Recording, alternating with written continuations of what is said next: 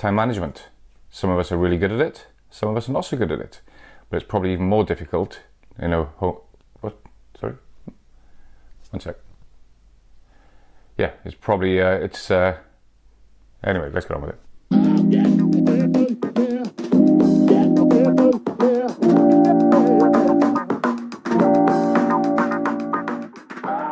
Hi, my name is Mark and I'm from UMO Finance and we are property and business finance specialists. In today's video, we catch up with Claire from Farrens and we're going to talk a bit more about time management and the challenges of working from home. Hi Claire, thanks for joining us again. Really do appreciate you giving up your time for us. Following on from our previous conversation where you were providing us with your top 10 tips for working from home productively. Number one was planning your day. Can you provide a bit more colour around that for us?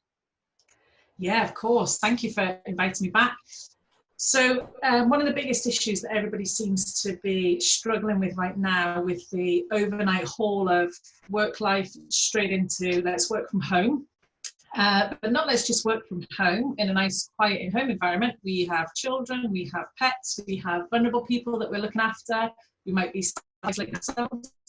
And so the really important thing is to really plan your day, because it's the only way you're going to have a productive day on achieving things. And I'm not suggesting that you end up delivering 8 hours worth of work as well as homeschooling, etc. I mean about being realistic to what your day looks like. So when I talk about planning your day, I will talk a lot around something called the default diary. So default diary is you segmenting your day and mapping out what you're looking to achieve in each hour of your day. And that includes homeschooling, that includes setting out lunch for the kids, that includes making sure that they've got activities to deal with, but really planning out, right, okay, what are you going to do between 9 and 10? Right, okay, I'm going to check my emails, I'm going to reply to people. Between 10 and 10:30, I'm going to sort out snacks for the children. You know, between 10:30 and 11:30, I've got a virtual meeting. I'm talking about really planning what that looks like. So a lot of you are all thinking, concept's fantastic, but I get 20 phone calls by 12 o'clock. The kids are screaming and starting arguments by 11 o'clock. Welcome those curveballs. So plan in time for things like that. If you need to do 10 to 11 because you know the kids are fed up by that point and you need to do a little activity with them, plan that in. Plan in some time between 1 and 2 to do all your callbacks from the meetings or the calls that you might have missed in the morning. So really think about planning out your day to make it work for you and your lifestyle and your job role ultimately. And each day will be very different. Each day will have different tasks that you need to do from a work perspective, tasks from a personal perspective, but really plan it out, because at the end of the day, you'll have that sense of achievement that you utilize that time for email management or working on that project. You dedicated that time to working on it and you put the parameters around it to give you that 1 hour of doing a good amount of work and got yourself into the flow of it. And you end up with a day that feels fulfilled.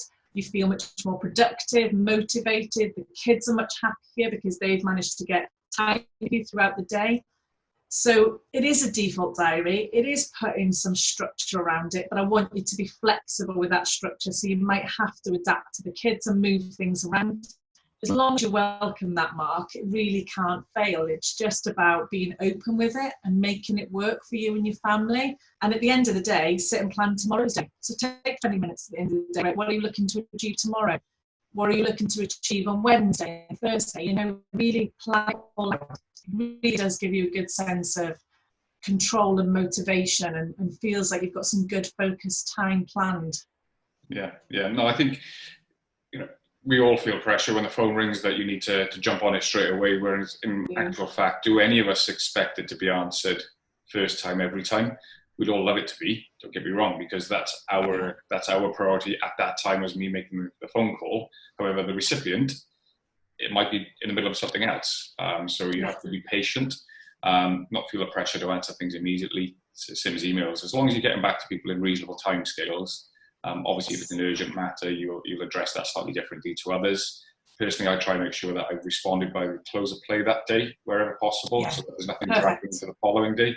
But that doesn't necessarily mean within 20 minutes of having that call, I'm straight back on it, because there's other things that take priority. So I guess it's allowing yourself to not feel that pressure that you have to respond immediately, and yeah, there's nothing wrong with batching up your return calls in an hour, 2 hours window, get it done. That's still a quick response the same day. It is, it's fantastic. And people get quite surprised when I suggest to them check your emails 3 times a day. And people are feeling like, oh, I've got to keep my inbox open all the time. Well, if you do, your inbox is dictating your day. You're not taking control of it. And actually, if somebody sent you something that's urgent, I promise you they will blow up your phone if it's urgent. So you don't have to worry about if you haven't checked it between 9 and 12. If they want you, they will get a hold of you, I promise you. Yeah. I think here before, your inbox is somebody else's to-do list. Yeah, absolutely. So they're just passing the balls in your court. And a lot of people use their inbox as their to-do list, which is quite bad practice as well, because as we know now, we get so many tasks through communication, Messenger, Teams from 365. It's not just email based anymore. So by using your inbox in that way, you end up becoming kind of a victim to your inbox, and that's not what we want to do. It's not effective, and it's not the way we should be communicating now going forward, especially in the virtual world. Yeah, there's much more productive ways of communicating now. Yeah, and I think these are practices that, yes, they apply to the virtual world, but based on that, I mean, freeing yourself from your emails or that permanently being available for contact is something that you probably want to keep doing post this environment. Even in an office space. Absolutely. Having worked in a corporate environment, we were murdered for emailing one another, and we'd perhaps be sitting 2 desks away, which is a ridiculous thing to do if you think about it. But really do appreciate that again. Some great insights, some useful ideas for us. And hopefully, as I say, some of them will stick. Hopefully all of them, but certainly some of them will.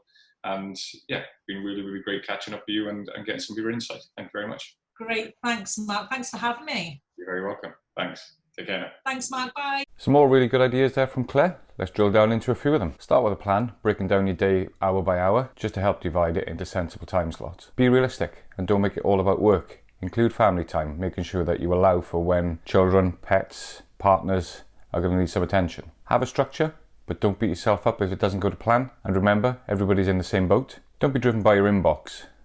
Easier said than done, I know, and all of us can be guilty of it at certain points, but try to make sure that your inbox doesn't get in the way of your urgent tasks. And remember, if something's really that urgent, trust me, they'll manage to get a hold of you. And there we have it, some ideas there from Claire around time management. I hope you find it really useful. Thank you very much for watching, and we'll catch you next time.